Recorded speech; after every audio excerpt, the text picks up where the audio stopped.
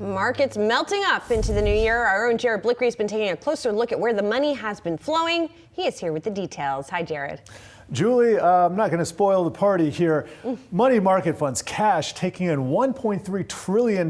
This just dwarfs everything else. Over here, we have non-U.S. equity. That stocks $70 billion from around the world, but not the United States. $95 billion for American securities, and bonds, $276 billion. But as I said, just a fraction of what money market funds took in this year. But it's not all in it's not all in the money funds.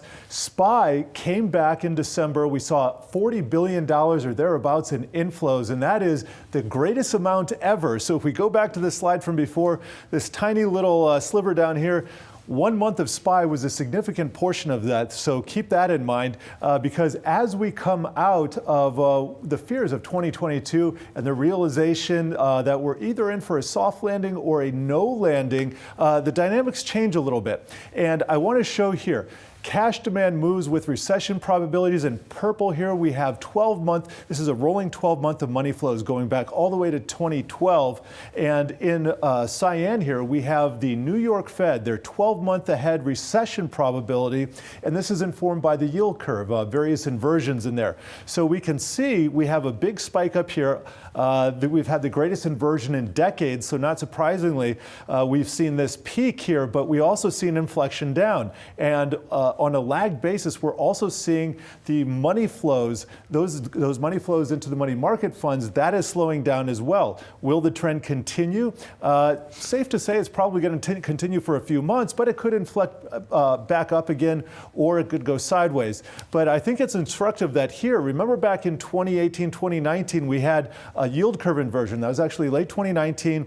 And in 2020, in fact, we did get a recession, but of course that was a pandemic, something totally different. But as fears came down, as money market funds became less in vogue because investors got a lot of FOMO, saw all that action on the sidelines, guess what? That money flowed back into equities. And so Goldman Sachs reminding us, and this goes back to 2007, this is money market fund, retail money market fund assets. When we had this decline in money market fund assets in 2009, 2010, 2011, that was a huge tailwind for equities. That was the beginning of that great bull run.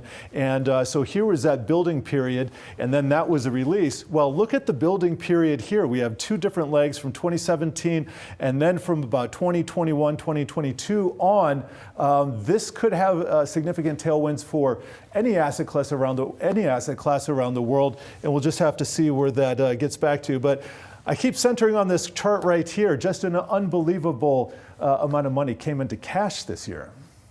Jared Blikre, thank you for that. Appreciate it.